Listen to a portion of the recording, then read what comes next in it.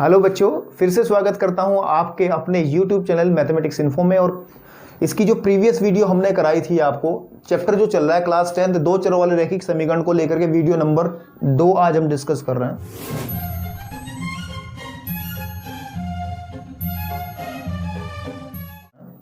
इससे पहले एक वीडियो बनाई थी जिसमें हमने इसका बेसिक कॉन्सेप्ट और इसकी कुछ इंपॉर्टेंट पॉइंट्स के बारे में डिस्कस किया था। आज जो है हम इसकी वीडियो नंबर 2 में क्या क्या करने जा रहे हैं उसके बारे में थोड़ा सा मैं बता दूं, उसके बाद फिर हम फटाफट अपना काम शुरू करते हैं। ठीक है, सबसे पहले आज हम क्या करेंगे, ग्राफीय मेथड पढ़ेंगे। हम क्या पढ़ेंगे? ग्राफीय विधि। ग्राफीय विधि क्या आपके पास में? ग्राफीय विधि का मतलब है कि जो आपको क्वेश्चंस दिए जाएंगे उनको ग्राफीय विधि से कैसे हल किया जाता है। यानी कि दो चरों वाली रैखिक समीकरणों का युग्म आपको दे दिया जाएगा और आपको क्या कहा जाएगा, उनको ग्राफीय विधि से हल कीजिए। तो आज हम ग्राफीय विधि के बारे में जानकारी लेंगे कि ये क्या क्या होता है। उसके बाद में एक इंपॉर्टेंट टॉपिक होता है जिसमें पूरी एक्सरसाइज आपके पास में है, वो होता है आपके पास में हल का प्रतिबंध, कंडीशन ऑफ सॉल्यूशन। प्रतिबंध ये क्या चीज है? अभी आपको बहुत अजीब लग रहा होगा हल का प्रतिबंध क्या है, लेकिन पूरी की पूरी एक्सरसाइज बेटा इन दो चीजों में ही है आपके पास में। जो एक्सरसाइज आज आपके सामने 3.2 में तुम्हारे सामने करा रहा हूं एनसीईआरटी से, उसमें दो ही टॉपिक है डिस्कस करने हैं सिर्फ। एक तो ग्राफीय विधि से क्वेश्चंस को सॉल्व करना और दूसरा हल का प्रतिबंध क्या होता है, मतलब कैसे कैसे सॉल्यूशन आते हैं, कैसे कैसे आंसर आते हैं, उसी के बारे में हमें चर्चा करनी है। वीडियो को लास्ट तक देखिए क्योंकि ये जो टॉपिक आपके पास में इसमें से हमेशा बोर्ड की परीक्षा में एक सवाल जरूर आता है हल के प्रतिबंध को लेकर के। वीडियो को लास्ट तक देखिएगा तो आपके कम से कम 2 नंबर आपकी मार्कशीट में अभी से चढ़ जाएंगे। ठीक है, चलिए बिना टाइम को वेस्ट किए शुरू करते हैं अपना आज का टॉपिक। चलिए एनसीईआरटी क्लास 10 की किताब से चैप्टर नंबर 3 आपके पास में दो चरों वाले रैखिक समीकरण का वीडियो नंबर 2 में आज हम क्या करा रहे हैं, 3.1 का क्वेश्चन नंबर 1 का फर्स्ट पार्ट आपके पास में ये लिखा है सामने, मैंने पूरा आपके सामने लिख दिया है। इस लैंग्वेज से आपको पहले क्या बनानी पड़ेगी, आपको दो चरों वाली रैखिक समीकरण बनानी पड़ेंगी आपके पास में। जब समीकरण बन जाएंगी उसके बाद में हमें क्या करना है, उसको ग्राफिकल मेथड से सॉल्व करना है। पहली बात मैं आपको बता दूं, इससे जो पहली वीडियो थी 3.1 उसके अंदर भी हमने क्या किया था कि आपको लैंग्वेज दी गई थी और लैंग्वेज से हमने इक्वेशंस बनाई थी और उनको ग्राफ पे प्लॉट किया था। सिर्फ वही काम करना है, उससे ज़्यादा कुछ काम नहीं करना है। और उतना काम करने के बाद में सिर्फ एक लाइन और बढ़ेगी तो क्वेश्चन ये जो का तू सॉल्व हो जाएगा। यानी कि ये जो क्वेश्चन है, ये क्वेश्चन कोई अपने आप में कोई हवा नहीं है, ये सिर्फ क्या चीज़ है, ये सिर्फ 3.1 का ही अगला हिस्सा है। तो चलिए हल करते हैं। देखिए पढ़िए क्वेश्चन। क्लास 10th के 10 विद्यार्थियों ने एक गणित की पहेली प्रतियोगिता में भाग लिया। कोई कंपटीशन हो रहा था पहेली का, उसमें 10 विद्यार्थियों ने भाग लिया। यदि लड़कियों की संख्या लड़कों की संख्या से कितनी हो, 4 अधिक हो, तो हमें लड़के और लड़कियों की संख्या अलग से बतानी है। हल तो आप पता नहीं कितने तरीके से कर दोगे इसको सवाल को आराम से, लेकिन हमें किससे करना है बेटा, हमें कहा गया है कि बेटा ग्राफीय विधि लगानी है। इसमें कौन सी लगानी? ग्राफीय विधि। और ग्राफीय विधि के लिए आपको फिर कह रहा हूं मैं कि ग्राफ की कॉपी जरूर ले लें, उसमें काम करें, मेरी तरह ना करें ऐसे बोर्ड पे कर करके या कॉपी पे। ठीक है, तो सबसे पहले हल करने के लिए हम क्या कर लेते हैं, लड़कियों की संख्या को मान लेते हैं। माना, देखिए ध्यान से, माना लड़कियों की संख्या बेटा मैंने क्या मान ली, x मान ली। सपोज मैंने क्या मान ली, लड़कियों की संख्या क्या मान ली मैंने, x। और हम क्या करते हैं, लड़कों की संख्या मान लेते हैं, लड़कों की संख्या मान लेते हैं। माना लड़कों की संख्या कितनी हो जाएगी आपके पास में, y है, यहाँ की लिख दीजिए, आपको दिक्कत नहीं है। ठीक है, तो अब क्या करना है हमें, सबसे पहले पहली कंडीशन क्या कहती है, पहली कंडीशन ये है कक्षा 10 के 10 विद्यार्थियों ने, इसका मतलब 10 विद्यार्थियों का मतलब क्या है, लड़कियां लड़के टोटल ही तो 10 विद्यार्थी हैं। तो यानी कहने की बात यह है कि पहली कंडीशन के हिसाब से कि लड़कियों की संख्या प्लस लड़कों की संख्या को अगर में जोड़ देना बेटा, हमारे पास निकल कर कितना आएगा, 10 आएगा। तो ये समीकरण नंबर 1 बन गई हमारे पास, बिल्कुल ठीक बात है। उसके बाद में दूसरी कंडीशन कह रहा है कि यदि लड़कियों की संख्या, किसकी संख्या, लड़कियों की संख्या। तो मैंने आपको एक तरीका सिखाया था पिछली एक्सरसाइज में भी, इस तरह कंडीशन कभी बने तो समीकरण बनाने का एक तरीका होता है। क्या होता है कि सबसे पहले आप लड़कियों को लड़कों के बराबर रख दीजिए, बिल्कुल ठीक बात है। अब भाई साहब कह रहे हैं कि यदि लड़कियों की संख्या, ये लड़कियों की संख्या है इधर की तरफ और उधर लड़कों की संख्या है, कि लड़कियों की संख्या लड़कों की संख्या से 4 अधिक है। अधिक कौन सी है बेटा, ये है अधिक इधर वाली। बात समझ में नहीं आ रही, जो x का मान जो है ना बेटा वो अधिक है और ये क्या है, कम है। लेकिन हम तो बेटा समीकरण बना रहे, समीकरण में तो दोनों चीजें क्या होती हैं, बराबर होती हैं। दोनों चीजों को बराबर करने के लिए हमें कम को ज्यादा अधिक के इक्वल करना पड़ेगा। तो हमें 4 जो कह रहा है 4 अधिक है, तो 4 किस तरफ जोड़ना पड़ेगा बेटा, हमें यहाँ जोड़ना पड़ेगा। समझ में आई बात नहीं? और जब इसको हल करेंगे ना, इसको थोड़ा सिंप्लीफाई करेंगे ना बेटा, तो ये बनेगा आपके पास में कि x minus Y is equal to 4। तो बेटे ये समीकरण बन जाएगी आपके पास में 2। अब आपके पास में 2 समीकरण हैं, एक समीकरण ये है, एक समीकरण ये है। इन दोनों समीकरणों को हल करने के बाद में ना हमें x और y के मान जब निकल जाएंगे, x का मतलब लड़कों की संख्या और y का मतलब लड़कियों की संख्या। समझ में आई नहीं आई? हमने किया है उससे 2 इक्वेशन हमने बनाई है, x plus Y equal to 10, x minus Y equal to 4। इसको ग्राफ पे बनाना है। ग्राफ पे बनाने का तरीका वही है 3.1 वाला। तो दोबारा से फिर रिपीट करते हैं। सबसे पहले समीकरण नंबर आप किसको ले लेंगे बताइए, समीकरण नंबर 1 से ले लेंगे आप। किससे? 1 से। ठीक है, तो क्या करना है, हमारे पास x प्लस वाई बराबर बेटा कितना है, 10 है। तो तरीका ये होता है कि इस समीकरण को किसी एक के पदों में ले लेते हैं। यानी कहने की बात यह है कि जैसे x बराबर लिख लेंगे 10 माइनस वाई, यानी कि एक चर को इधर लिखेंगे, बाकी को इधर पहुंचा देंगे। तो इससे एक बॉक्स बनाएंगे और यहां से बिंदु निकालेंगे जो हमें ग्राफ बनाने में मदद करेंगे। एक्सरसाइज हमारे पास में जो 3.1 थी उसमें मैंने बहुत ब्रीफली बहुत अच्छे से इसको समझाया था कैसे था। अगर आपको समझ में नहीं आ रहा तो मैं कह रहा हूं कि उस एक्सरसाइज को एक बार जरूर देख लें। ठीक है, उसमें बहुत अच्छे से समझाया गया था। कोशिश यहाँ भी अच्छे से समझाने की रहेगी। तो x इक्वल टू जो वैल्यूज बनेंगी वो यहाँ आएंगी इन बॉक्स में, और y इक्वल टू जो वैल्यू बनेंगी वो इस बॉक्स में आएंगी। तो ये क्या है हमारे पास, अगर y का मान यहाँ रखूँ मैं, थोड़ा कोशिश करें कि छोटी वैल्यूज लें, क्योंकि ग्राफ जब बनाते हैं हम लोग, कल भी हमने ग्राफ बनाया था, जब हम ग्राफ बनाते हैं तो उसमें कोशिश करते हैं छोटी वैल्यूज आए ताकि एरिया थोड़ा सा कम कवर हो। है तो हम क्या करें कि 10 है यहाँ पे, y का मान कुछ रखिए, जैसे मैंने 5 रख दिया बेटा। तो जब x का मान y का मान 5 रखेंगे तो कितना आ जाएगा, 10 माइनस 5, तो y x का कितना निकलेगा, 5 निकल जाएगा। बिल्कुल ठीक बात है। अब अगर मैं यहाँ पे 6 रख दूं बेटा, 4 रख दो, 4 कितना रख दो, 4। जब 4 रखेंगे तो कितना आ जाएगा, 6 आ जाएगा। और अगर मैं बेटा 3 रखूंगा तो कितना आ जाएगा, 7 आ जाएगा। समझ में आई नहीं आई बात? तो ये हमारे पास में किस इक्वेशन नंबर फर्स्ट का मटेरियल हमने तैयार कर लिया। अब इक्वेशन नंबर कौन सी है हमारे पास, समीकरण नंबर कौन सी, 2 से है ना। 2 क्या है बेटा, x minus Y is equal to किसके है, 4 के, या फिर x बराबर किसके आ जाएगा, 4 प्लस वाई के। तो इसको भी हम ऐसे ही कर लेंगे बेटा, यहाँ पे ये x है और ये क्या है, y है। 3 बॉक्स बना लें इसमें भी। जब हम y का मान सपोज हम एक कर लेते हैं, यहाँ पे रख लेते हैं, जैसे कि 1 रख लिया हमने, तो इसकी वैल्यू कितनी आ जाएगी, 5 आ जाएगी। अगर हम 2 रखेंगे तो कितना आ जाएगी, 6। अगर हम 3 रखेंगे तो कितनी आ जाएगी, 7। बात समझ में आ रही? ठीक है, क्योंकि हमने y को उधर लेके गए थे ना, तो हमने क्या करा, ये टेबल एक बना ली पहली इक्वेशन से, एक बना ली दूसरी इक्वेशन से। बस अब कुछ नहीं करना है, दोनों टेबल्स को आपको ग्राफ में प्लॉट कर देना है और वहीं से आपका आंसर निकल जाएगा। चलिए इन दोनों इक्वेशन को लेकर के हम ग्राफ बनाते हैं। सबसे पहले ग्राफ बनाने का क्या तरीका होता है, इसमें बेटा हमारे पास एक क्या होती है, क्षैतिज लाइन होती है, जिसको हम क्या कहते हैं, क्या कहते हैं इसको, एक्स एक्सिस। एक बिल्कुल वर्टिकल लाइन होती है, सीधी रेखा ऊर्ध्वाधर, इसको हम क्या कहते हैं बेटे, y। बीच में हमारा बिल्कुल क्या होता है, मूल बिंदु 0। बिल्कुल ठीक बात है। अब हमें क्या करना है, x पे देख लीजिए सबसे बड़ी वैल्यू कितनी बन रही, दोनों टेबल्स के अंदर 7 है। तो 7, इस पे हम क्या करेंगे, 7 या 7 से ज्यादा पॉइंट बना लेंगे हैं। तो जैसे कि हमारे पास में ये 1 आ गया, 2 3 4 5 6 7, ज्यादा भी बना सकते हैं आगे जा करके 8। ठीक है नहीं आपके पास में। इस तरीके से इधर की तरफ बना लीजिएगा आप, माइनस का 1, माइनस का 2, माइनस का 3, माइनस का 4, माइनस का 5, माइनस का 6, माइनस का 7। बात समझ में आ रही? अब y पे देख लीजिए सबसे बड़ी वैल्यू कितनी है बेटा, 5 है सबसे बड़ी वैल्यू। तो 5 या 5 से ज़्यादा है ना, आपको पॉइंट्स बनाने पड़ेंगे। तो जैसे कि ऊपर की तरफ बेटा 1 2 3 4 5 6 7, ऐसे ही बना लेंगे। ये y एक्सिस है ना।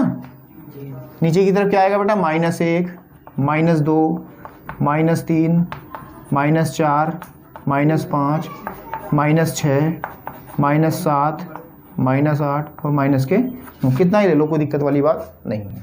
ठीक है,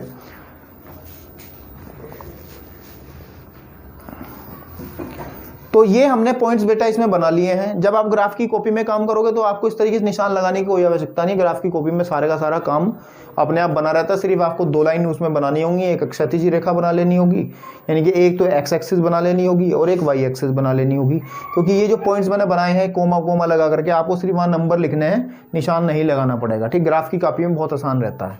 तो सबसे पहले हम इस लाइन को प्लॉट कर लेते हैं बेटा। x = 5, y = 5 कहाँ पॉइंट बनेगा, ध्यान से देखिएगा। इसके अंदर हमारे पास हम दूरियां जो तय करते हैं बेटा, वो सारी दूरियां कहाँ से तय करते हैं, मूल बिंदु 0 से तय करते हैं। हम यहाँ पे खड़े हैं इस समय, कहाँ खड़े हैं, बिल्कुल बीच में। वो कह रहा है x = 5, x = 5 का मतलब है x एक्स पे 5 चलिए, 5 चलो, तो मैं चला 5 कहाँ आ गया, यहाँ पे आ गया। ठीक है, और फिर कह रहा बेटा वो देखो ध्यान से कि y = कितना है, 5, तो y पे कितना चलना है मेरे को, 5, 5 प्लस में चलना तो ऊपर की तरफ जाएंगे, माइनस में चलना तो नीचे की तरफ जाएंगे। तो ऊपर की तरफ जाएंगे तो बेटा पॉइंट हमारा कहाँ बनेगा, ये कोई पॉइंट बनेगा यहाँ पे, समझ में आ रही बात, ये कोई पॉइंट बनेगा हमारे पास में, बिल्कुल ठीक बात है। उसके बाद में 6 और 4, x पे तो चलना है 6 बेटा, x पे चलना है 6 और y पे चलना है कितना, 4, तो 4 यानी कि आपके पास कौन सा पॉइंट बनेगा, ये बनेगा लगभग। सही, समझ में आ रही नहीं आ रही बात। ग्राफ की कॉपी में ये पॉइंट देखना बहुत आसान होता है, क्योंकि लाइंस जो डॉटेड में बना रहा हूँ वो अपने आप ही बनी रहती हैं उसमें। उसके बाद में x = 7, y = 3, x = 7 और y = 3 का मतलब ये वाला पॉइंट यहाँ बनेगा लगभग। आंसू समझ में आ रहा तुझे, ये हमारे पास में पॉइंट बनेगा, बस हो गया काम। तो कहने की बात, इन तीनों पॉइंट्स को जब हम मिलाएंगे ऐसे करके, तो अगर आपने कैलकुलेशन वर्क बिल्कुल परफेक्ट किया है, सही किया है, तो ये हमेशा एक स्ट्रेट लाइन में आएंगे, एक सीधी रेखा में आएंगे, बाहर कोई सा नहीं जाएगा, ये बिल्कुल एक सीधी रेखा में आ रहे हैं। देखो अगर इनको मैं मिला दूं तो बिल्कुल तीनों एक ही रेखा में है नहीं है, तो ये हमारे पास में कौन सी लाइन बन गई, ये हमारे वाले फर्स्ट वाली लाइन बन गई हमारे पास। कौन सी बनेगी, फर्स्ट वाली लाइन। बात समझ में आई, ठीक है।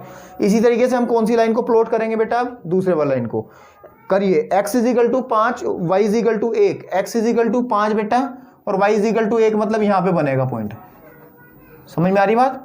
x पे कितना चला मैं, 5 और y पे कितना चलना है मेरे को, 1, तो ये पॉइंट बनेगा ना, बनेगा, बिल्कुल ठीक बात है। पॉइंट बनाने का तरीका यही लगाना कि आप बिंदी बना करके उसको गोल कर दीजिएगा ऐसे, ठीक है।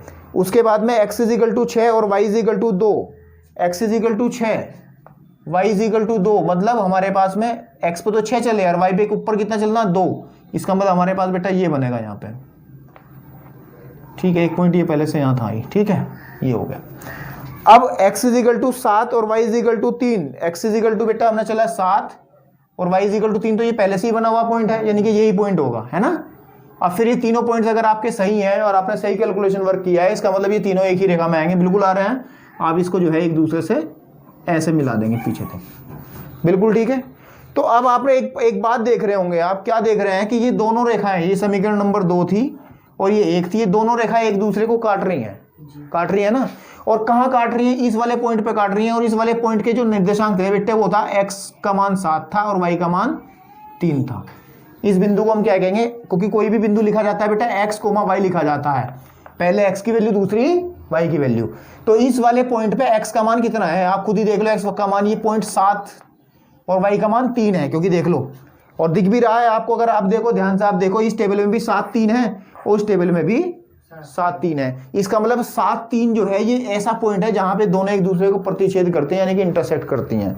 और जहां पर दो रेखाएं बेटा एक दूसरे को इंटरसेक्ट करती है ना, वही उन समीकरणों का आंसर होता है, वही उन समीकरणों क्या होता है, आंसर होता है। जैसे कहने की बात यह है कि अब इस चित्र से हम क्या कहेंगे, इस चित्र से हम ये कहेंगे कि बेटे x का मान तो कितना निकल कर गया है, 7 निकल गया है, और y का मान कितना निकल कर गया है, 3 निकल गया है। तो यही हमारा आंसर है। x क्या था, x हमारी लड़कियों की संख्या थी। किसकी थी, लड़कियों की।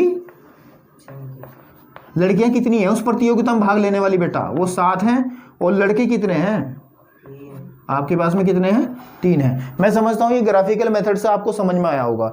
सीधी सी बात यह है कि आपके पास में 2 समीकरण अगर दे रखी हैं, समझ में आ रही बात नहीं, दो चर वाले रैखिक समीकरण आपको युग्म दे रखा है, एक सिस्टम दे रखा है, मैंने बताया था कल भी, निकाय दे रखा है। तो आपका मेन काम बेटा ये है कि आप सबसे पहले उन्हें ग्राफ पे प्लॉट कर लोगे, ग्राफ पेपर बना लोगे जहां वो आपस में काटेंगी ना। मान लिया अगर आपके पास में 2 रेखा, एक रेखा ये रही, एक रेखा ये रही, ये आपस में कहाँ काट रही है, यहाँ काट रही है, तो जहां ये इस बिंदु को पता कर लो, बस क्या है, जो बिंदु होगा ना बेटा वही हमारा क्या होगा, आंसर होगा। ये किस बिंदु पे काट रही थी, 7 और 3 पे काट रही थी, इसका मतलब हमारे पास में 7 और 3 जो है वो आंसर है। मैं समझता हूँ आपको ये ग्राफिकल मेथड यानी ग्राफीय विधि इस सवाल को करने की समझ में आई होगी। इसके आगे एक सवाल और दे रखा उन्होंने लैंग्वेज में, वो आप स्वयं करें, बहुत आसान सवाल है। अगर कोई दिक्कत परेशानी आती है तो मुझे बताएं जरूर, ठीक है। चलिए बच्चों, अभी हमने आपको ग्राफिकल मेथड से क्वेश्चंस कराया है और अब जो टॉपिक है हमारे पास में वो है हल के प्रतिबंध। कंडीशन ऑफ सॉल्यूशन क्या है, मैं आपको साफ साफ बता दूं कि पूरी की पूरी जो एक्सरसाइज है बेटे इसी पे छाई हुई है बस आगे की तरफ, और इस चीज़ को समझ लेना भी बहुत ज़रूरी है क्योंकि इस पे क्वेश्चन भी बहुत ज़्यादा इंपॉर्टेंट आता है। मैंने आपको अभी ग्राफिकल मेथड से आपके पास में सवाल कराया था। ग्राफिकल मेथड से जब सवाल कराया था तो हमारे पास में ग्राफ बना था कुछ इस तरीके से, कुछ इस तरीके, एक लाइन ऐसे थी, एक लाइन ऐसे थी, यानी कि आपस में कहाँ एक बिंदु पे काट रही थी, ठीक है। जब आप किसी भी दो लाइनों का ग्राफ बनाओगे ना बेटा, किन्हीं भी दो चरों वाली रैखिक समीकरण का ग्राफ बनाओगे, दो समीकरणों का एक साथ ग्राफ बनाओगे तो हमेशा 3 कंडीशन बनेगी बेटा। एक पहली कंडीशन आपके पास में बनेगी कि वो लाइनें एक दूसरे को काट दें, ऐसे समझ में आ रही बात, काट रही है किसी एक बिंदु पे, बिल्कुल ठीक है बेटा। दूसरी कंडीशन हमारे पास में क्या बनेगी कि वो लाइन एक दूसरे को ना काटें, बिल्कुल समझ में आ रही बात। और बेटा तीसरी जो कंडीशन बनेगी ना उसको ध्यान से देखिएगा, तीसरी कंडीशन हमारे पास में ये बनेगी कि एक लाइन है और दूसरी लाइन भी इसी के ऊपर ओवरलैप कर गई, मतलब कॉन्साइड कर गई या फिर इसी के ऊपर आ गई सेम टू सेम। समझ में आई बात, समपाती हो गई, समझ में आ रही बात। मतलब 3 कंडीशन के अलावा कोई और कंडीशन पैदा हो ही नहीं सकती कभी भी। या तो दोनों लाइन एक दूसरे को काटेंगी, या वह दोनों एक दूसरे के समांतर होंगी इस तरीके से, या फिर वो दोनों लाइन एक दूसरे के ऊपर लेट जाएंगी बिल्कुल पूरी तरीके से। समझ में आ रही नहीं आ रही बात, ठीक है। तो इन तीनों कंडीशन के अलावा और कुछ नहीं बनने का। अब अगर इस कंडीशन ऐसा कभी आ जाता है, ठीक है, तब आपके हलों की कंडीशन क्या होगी कि उसके आंसर कैसे कैसे निकलेंगे, उसके बारे में हमें चर्चा करनी है इसमें। सबसे पहले हम बात करते हैं, देखो बेटा, कि ज्यामिति भाषा में क्या कहते हैं। ज्यामिति भाषा में इन कंडीशंस को क्या कहते हैं बेटा, ठीक है। इस कंडीशन को ज्यामिति भाषा में क्या कहेंगे, इस कंडीशन को ज्यामिति भाषा में क्या कहेंगे, इसको क्या कहेंगे, इसमें कहेंगे प्रतिच्छेद करती हैं। क्या करती हैं, प्रतिच्छेद करती हैं। प्रतिच्छेद करने का मतलब है कि दोनों रेखाएं एक दूसरे को काट देती हैं। इस वाली कंडीशन में कहेंगे बेटे समांतर हैं। क्या कहेंगे हम, समांतर हैं। बात समझ में आ रही।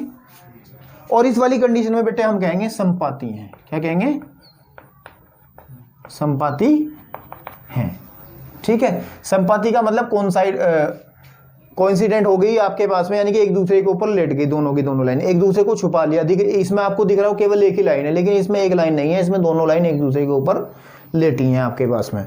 तो ये ज्यामिति की भाषा में अगर पढ़ें तो इसको कहते हैं प्रतिच्छेद करती हैं, इसको कहते हैं समांतर है, इसको कहते हैं संपाती हैं। और अगर हम बात करें बेटा बीजगणित की भाषा में, किसकी भाषा में, बीजगणित में, बीजगणित की भाषा में क्या है, इसका मतलब क्या है, इसका मतलब क्या है इस कंडीशन को। चलो मैं टेबल से ही बना दूं ताकि आपको अच्छे समझ में भी आए, ठीक है, ताकि आपको कंफ्यूजन ना रहे।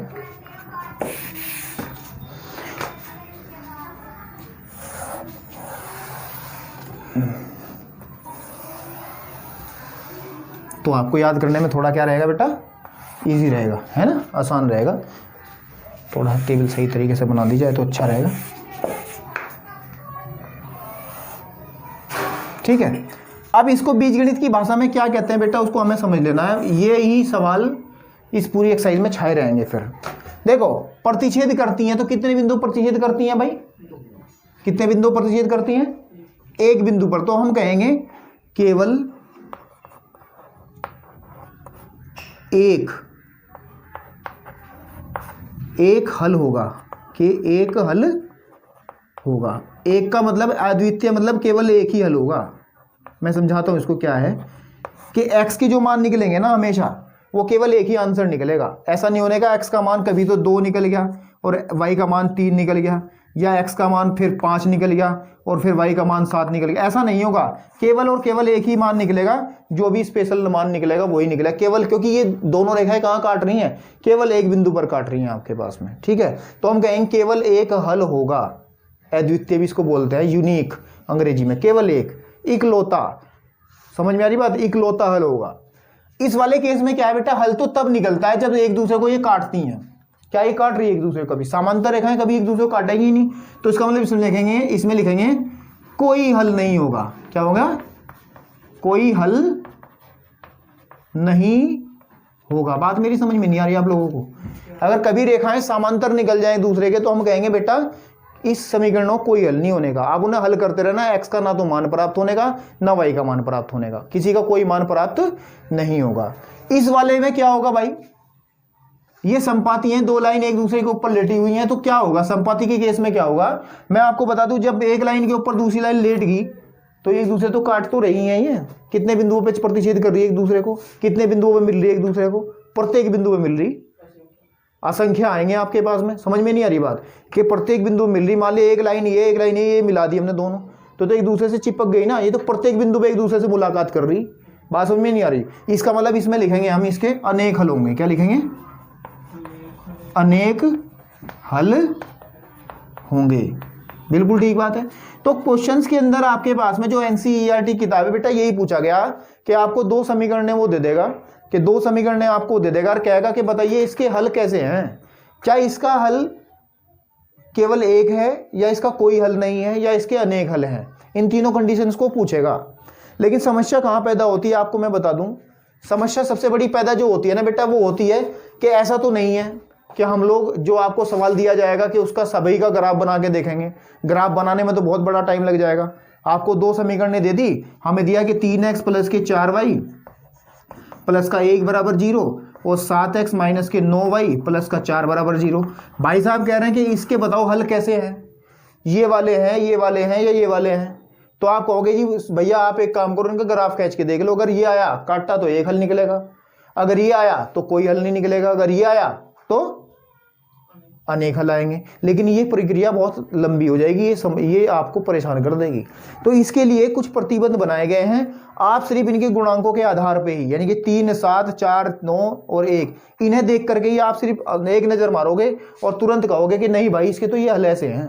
समझ में आ रही बात नहीं। तो कैसे हल है वो मैं बताता हूँ आपको, कंडीशन क्या है उसको मैं बताता हूँ और इसी को याद रखना है। उसी के आधार पर आपके question number 2, question number 3, question number 4 जो आपके पास में एक्सरसाइज 3.2 है, उसके अंदर आपको ये इसी कंडीशन के आधार पर करने हैं। ठीक है, चलिए बताता हूं मैं आपको। चलिए वो कंडीशन हम देखते हैं क्या है। एक चीज और मैं आपको बता दूं साथ ही साथ, इस संपाती शब्द को ना आपकी किताबों में कई जगह संगत भी लिखा है। क्या लिखा है, संगत। तो संगत शब्द का मतलब आप समझ लीजिएगा कि संपाती है, संपाती मतलब एक दूसरे के ऊपर लेटे हुए हैं पूरी तरीके से। तो देखो अब कंडीशंस को देखो, क्वेश्चंस करने में टाइम बिल्कुल नहीं लगेगा, इसको समझने में थोड़ा टाइम लगेगा बेटा। कि अगर हमारे पास में दो समीकरण हो, दो समीकरण हम ऐसे लिख लेते हैं कि a1x प्लस के b1y प्लस के c1 बराबर 0, एक समीकरण ये बना लिया हमने। और दूसरी समीकरण बेटा a2x प्लस के b2y प्लस के c2 इक्वल टू 0, ये बना लिया हमने। अब ये दो समीकरणों के अगर ऐसी कंडीशन बनती है, ये किस केस में बनेगी, ध्यान रखना है, ये तब बनेगी अगर a1 बटा a2 बराबर नहीं होगा b1 बटा b2 के। अगर किसी समीकरण के अंदर a1 बटे a2, a1 को a2 से भाग करके देखें और b1 को b2 से भाग करके देखें, और अगर दोनों चीजें बराबर ना आए तो बिना ग्राफ बनाए आप कह देंगे भाई केवल एक ही बिंदु प्रतिच्छेद करेंगे, तो इसका केवल कितने हल होंगे, केवल एक हल होगा इसका। बात समझ में आ रही। और अगर कभी हमारे पास में समांतर वाली कंडीशन बने, तब आपको ध्यान रखनी है कि a1 बटा a2 बेटा हमेशा बराबर होगा b1 बटे b2 के, लेकिन ये कभी बराबर नहीं होगा c1 बटे c2 के। अगर बेटा ये कंडीशन बन गई ना, तो आप कहोगे इन समीकरण का कोई हल नहीं है, कितनी कोशिश कर लेना, कितने घोड़े खोल लेना दिमाग के तुम, तो x और y के मान निकाल नहीं पाने कभी भी जिंदगी में, अगर ये कंडीशन बन जाएगी। वो क्यों नहीं निकलने, क्योंकि दोनों रेखा एक दूसरे को कभी काटती ही नहीं है। क्योंकि अगर एक दूसरे को काटेंगी तो जहां वो कटान बिंदु मिलेगा, जहां प्रतिच्छेद बिंदु मिलेगा, वही तो आंसर होगा आपके पास में। बात समझ में आ रही।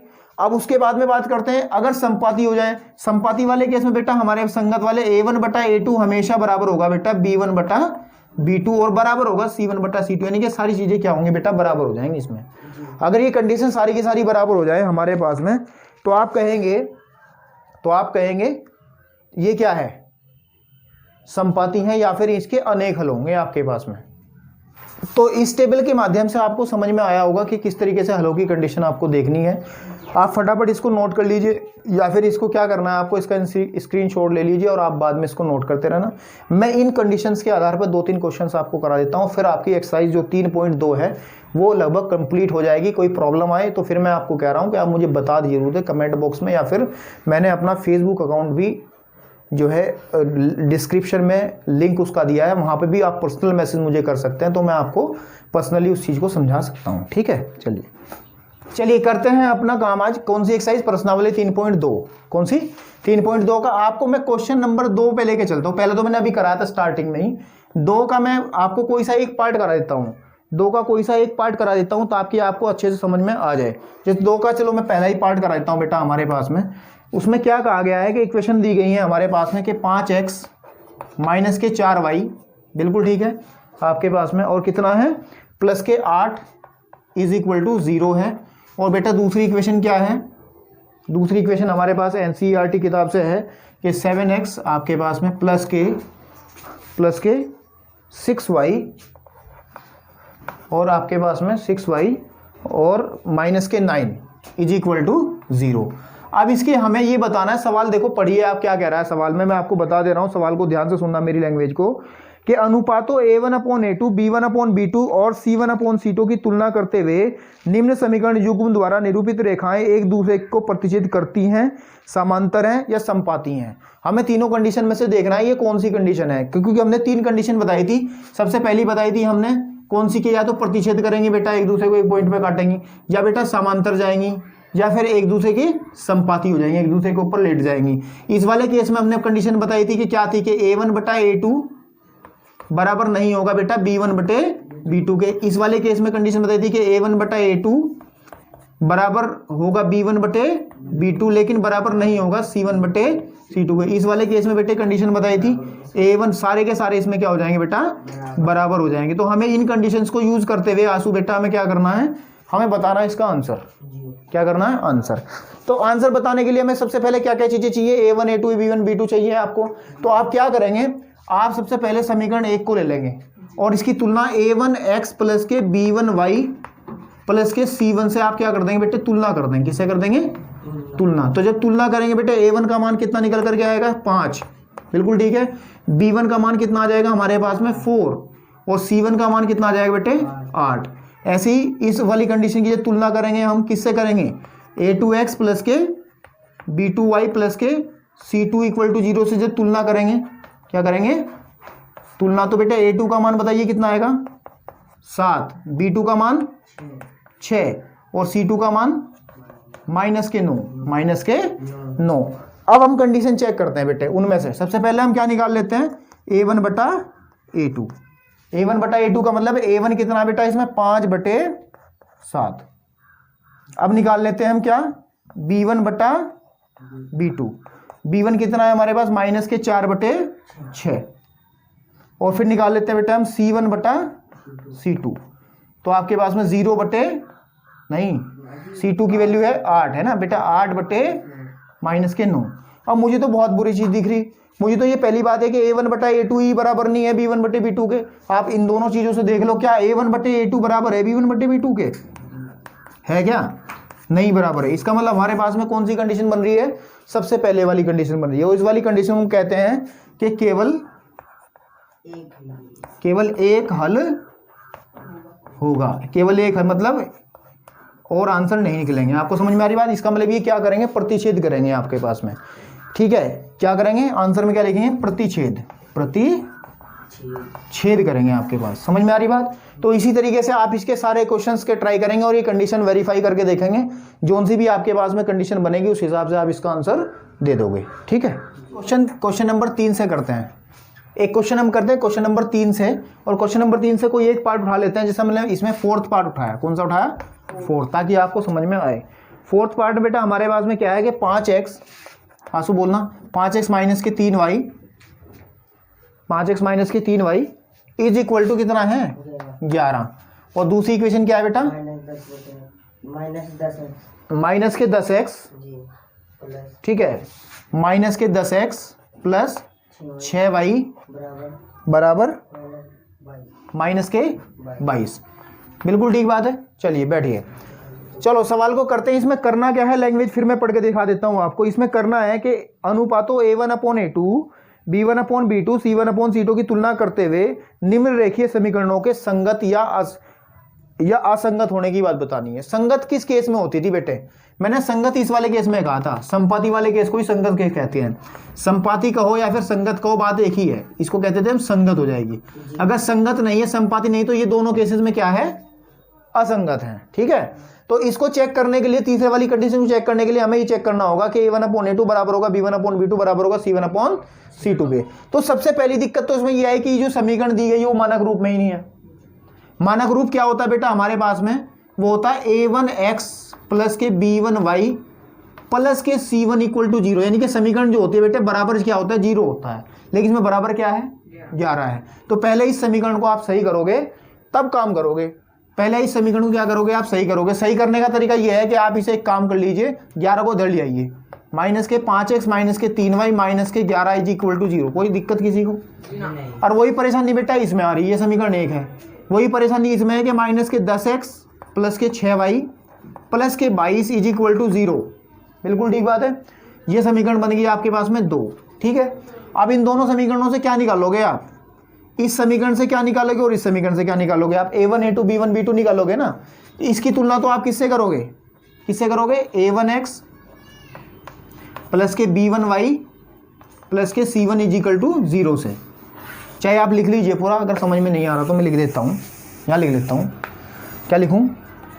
समीकरण 1 से, किससे? समीकरण 1 से।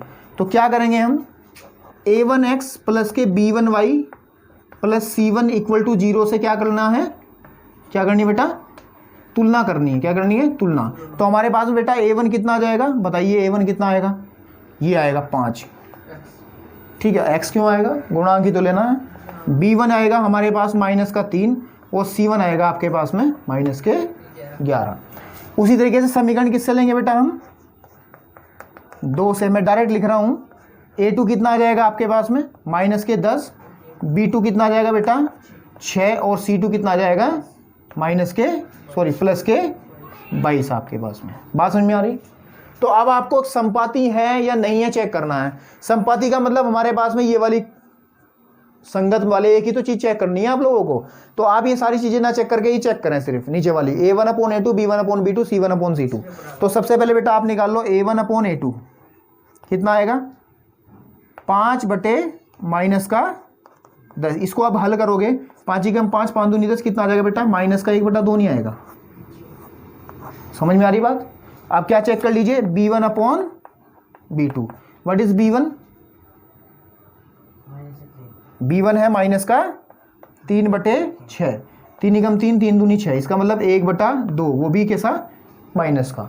फिर आपके पास में तीसरी कंडीशन C1/C2। C1 कितना बेटा हमारे पास में? C1 माइनस के 11/22। 11 कम 11 11 दूनी 22। ये भी कितना आ गया? माइनस के 1/2। तो देखिए ये भी माइनस 1/2 है, ये भी माइनस 1/2 है और ये भी माइनस 1/2 है। इसका मतलब क्या है, ये जो समीकरण दिया गया है ये क्या है? संपाती है, या फिर आप एक कहो कि ये संगत है। क्या है ये? संगत या असंगत चेक करने के लिए आपको ये कार्यक्रम आपको करना होगा। बिल्कुल ठीक है, समझ में आनी चीजें। अब बेटा एक्सरसाइज 3.2 का क्वेश्चन नंबर 4 के बारे में चर्चा करते हैं हम लोग। क्वेश्चन नंबर 4 कहता है कि निम्न रैखिक समीकरणों के युग्मों में कौन से युग्म संगत असंगत, यदि संगत है तो ग्राफ बनाइए, यदि संगत है तो ग्राफीय विधि से हल कीजिए। अगर संगत हो तो सबसे पहले आपको चेक करना है, उसके बाद आपको ग्राफ बनाना है। यानी कि 2 समीकरण आपको दी गई हैं, एक समीकरण और 2 समीकरण। पहले इन दोनों समीकरणों से आप क्या करोगे? चेक करोगे कि संगत है। संगत वाले केस का मतलब A1/A2 बराबर B1/B2 बराबर C1/C2। अगर ये कंडीशन वेरीफाई हो जाती है तो फिर जो 2 समीकरण दी गई है बेटा उनको क्या बनाना है? आपको ग्राफ बनाना है। अगर ये वेरीफाई नहीं होती तब ग्राफ नहीं बनाना है, अगर ये वेरीफाई हो जाती है तो ग्राफ बनाना है। तो मुझे इसमें लगता है कि मुझे करने की आवश्यकता नहीं है, क्योंकि आपको ये चेक करना भी मैंने आपको अभी पिछले क्वेश्चन में सिखा दिया, और ग्राफ बनाना तो मैंने पहले ही क्वेश्चन से सिखा दिया था, और एक्सरसाइज 3.1 में भी मैंने आपको ग्राफ बनाना सिखाया था। तो क्वेश्चन नंबर 4 जो है वो आपके लिए स्वयं करने की स्वयं आप करें, इसको प्रैक्टिस करें, क्योंकि इसके अंदर जो चीजें दोनों करनी है वो मैं पहले ही आपको बता चुका हूं। इसके अंदर क्वेश्चन नंबर 5 जो है वो थोड़ा डिफरेंट क्वेश्चन है। क्या है? डिफरेंट क्वेश्चन है, उसको हम कर देते हैं। ठीक है, ठीक है। कि एक आयताकार भाग जिसकी लंबाई चौड़ाई से लंबाई चौड़ाई 4 मीटर अधिक है। लंबाई से चौड़ाई क्या है? 4 मीटर अधिक है। ठीक है। और परिमाप जो दिया है, अर्ध परिमाप जो दिया है वो 36 मीटर है। तो बाकी विमाय मतलब भुजा ज्ञात करनी, लंबाई और चौड़ाई। तो सबसे पहले आप बेटा क्या करेंगे, हम ऐसी बात कर लेंगे, क्वेश्चन आपके सामने लिखा ही है कि ये आपके पास में कोई आयताकार मैदान है, इसकी लंबाई हमने मान ली x, इसकी चौड़ाई हमने मान ली y। बिल्कुल ठीक बात है। अब वो कह रहा है, इसमें लिख लीजिए आप, माना मैदान की, बेटा क्या लिखेंगे, मैदान की लंबाई आप क्या ले लें, x ले लें, और माना मैदान की चौड़ाई बेटा क्या ले लें, हम y ले लें। बहुत आसान सवाल है, ये पूछा जाता है, एनसीईआरटी किताब का सवाल है, पेपर में भी आया है कई बारी, 2014 में भी ये देखने को मिला था, मुझे याद है। चलिए, उसने कहा है कि लंबाई चौड़ाई से 4 मीटर अधिक है। ध्यान से देखिएगा, समीकरण बनाने का वही तरीका। सबसे पहले जब आपको अधिक गुना वाली कंडीशन दे रखी है, तो मैंने क्या कहा था आपको, सबसे पहले क्या करोगे आप, x बराबर किसके लिख लोगे, y के। x बराबर y, यानी कि लंबाई किसके बराबर ले ली हमने, चौड़ाई के। लेकिन सवाल वाला भाई कह रहा है कि लंबाई चौड़ाई से, यानी कि लंबाई जो है, ये जो है चौड़ाई से 4 मीटर अधिक है। कौन सी अधिक है, ये अधिक है, इधर वाली लंबाई तो अधिक है बेटा, और ये क्या है, कम है। लेकिन हमें क्या बनानी है, समीकरण, और समीकरण बनाने के लिए दोनों चीजें क्या होनी चाहिए, बराबर। तो बस कम को अधिक के बराबर करने के लिए हमें क्या करना पड़ेगा, 4 किसमें जोड़ना पड़ेगा, इसमें जोड़ना पड़ेगा। बात समझ में नहीं आ रही, तो बस हो गया काम। अब इसको सही बना लीजिए आप, कितना आ जाएगा हमारे पास में, x minus Y is equal to बेटा कितना जाएगा, 4। ये समीकरण आपकी कौन सी बन जाएगी, पहली समीकरण बन जाएगी। अब भाई साहब कह रहे हैं कि उसका अर्ध परिमाप, क्या कह रहा है, कंडीशन में दूसरी स्थिति जो है वो है अर्ध परिमाप। ये अर्ध परिमाप का मतलब क्या है, आपने अभी तक परिमाप पढ़ा था। परिमाप, आयत का जो परिमाप बेटा होता था वो होता है x प्लस वाई, यही तो होता था आयत का परिमाप। 2 इंटू लंबाई प्लस चौड़ाई, 2 गुणे लंबाई प्लस चौड़ाई आपके पास में, यही तो होता था परिमाप। ये क्या होता था, परिमाप, परिमाप, बिल्कुल ठीक है। लेकिन उसने यूज करा अर्ध, एक शब्द यूज करा अर्ध, अर्ध का मतलब आधा, तो इसका भी बेटे आधा करना पड़ेगा। तो 2 से 2 कटा तो परिमाप कितना बचेगा फिर, लंबाई प्लस चौड़ाई, यानी उसने दिया है लंबाई प्लस चौड़ाई बराबर कितना दिया, 36। कितना दिया है, 36। देखिए 36 मीटर उसने दिया है, कितना दिया, 36 मीटर। तो लंबाई कितनी मान लिया आप लोगों ने बेटा, x, और चौड़ाई कितनी मान लिया आप लोगों ने बेटा, y बराबर 36। ये समीकरण कौन सी बन गई, 2 बन गई। बस अब कुछ काम ही नहीं बाकी है इसमें। इस समीकरण को और इस समीकरण को आप ग्राफिकल मेथड से हल करना है आपको। इसका आपको ग्राफ बना देना है और इसका आपको ग्राफ बना देना है। दोनों का ग्राफ बनाने के बाद में ये लाइनें कहीं ना कहीं ग्राफ में क्या करेंगी, एक दूसरे को काटेंगी। जब ये एक दूसरे को काटेंगी ना बेटा, जहां ये काटेंगे वही आपका आंसर आ जाएगा, वही x का मान होगा, वही y का मान होगा। वैसे इस समीकरणों को, समीकरण 1 और समीकरण 2 को हल करने के आपको आगे 3 मेथड और सिखाए जाएंगे। अगर वो कहता है ग्राफ से करो तो ग्राफ से करो, अदरवाइज अगर आपको किसी और मेथड से पेपर में आता है तो उसके और भी आसान तरीके हैं, ग्राफ से आसान तरीके हैं, ग्राफिकल मेथड से भी बहुत सारे आसान तरीके हैं। वो मैं एक्सरसाइज के आगे वाली जो एक्सरसाइज आएंगी उनमें सिखाऊंगा आपको। एक्सरसाइज 3.3, 3.4 में जो है प्रतिस्थापन, विलोपन, ब्रजगुणन, ये कई सारी विधियां हैं जो मैं आपको सिखाऊंगा। तो अभी सिर्फ हमारे पास हथियारों की संख्या कम है, हमारे पास केवल एक ही हथियार है, वो कौन सा है, ग्राफ वाला, है ना। तो हम इसको किससे हल करेंगे, ग्राफ से ही हल करेंगे, ठीक है। लेकिन अगर जब अगली एक्सरसाइज पढ़ लेंगे तब आपके पास बहुत सारे हथियार होंगे, फिर इस सवाल को किसी भी हथियार से मार देना, कोई समस्या वाली बात नहीं है। तो अभी सिर्फ आपको क्या करना बेटा, इसका ग्राफ बना देना है और इसका ग्राफ बना देना है, और जहां ग्राफ आपस में काटेंगे वही आपका आंसर आ जाएगा। बिल्कुल समझ में आ रही। ग्राफ में बना के दिखा नहीं रहा हूं क्योंकि मैंने पहली एक्सरसाइज में बहुत बना लिए, इसमें बहुत सारे। अगर कोई दिक्कत है तो बताना जरूर फिर, ठीक है। चलिए, तो मैं समझता हूं एक्सरसाइज जो आपके सामने आज प्रश्नावली 3.2 हमने कराई है, वो आपके उसका जो बेसिक कॉन्सेप्ट है आपको समझ में आया होगा। उसके क्वेश्चंस जो हैं आप करेंगे घर जाके आराम से, क्योंकि इस एक्सरसाइज में से भी सवाल बन जाता है प्रतिबंध को लेकर के। तो आप लोगों से सबसे यही रिक्वेस्ट है कि आप जब वीडियो देखें तो बहुत पूरी देखें और स्किप करके ना देखें, नहीं तो कुछ ना कुछ पॉइंट छूट जाएगा और आप ना तो इधर के रहने के ना उधर के रहने के। तो कभी कभी मतलब छोड़ के पढ़ने का मतलब ये है कि अपने आप को ही दुख देने वाली बात है, ठीक है। तो मैं कहता हूं कि सिर्फ आप क्या करें कि आप एक सिस्टम से पढ़ें। और सारी की सारी वीडियोस आपको प्लेलिस्ट में भी मिल जाएंगी बेटा, आप देख लेना प्लेलिस्ट में, मेरी प्लेलिस्ट खोल के चैनल पे। और साथ ही साथ आपको एक चीज़ और बता दूं कि जिसका इस वीडियो का जो डिस्क्रिप्शन है उसमें लिंक भी मैंने दिया है, वहाँ भी आप क्लिक करके आप इन वीडियोज़ को, जो इसकी पिछले वाली वीडियो 3.1 है, जैसे पहले वाले चैप्टर्स की वीडियो अगर देखनी है तो वहाँ से आप देख सकते हो। इसी वीडियो के साथ इजाज़त दीजिए, धन्यवाद।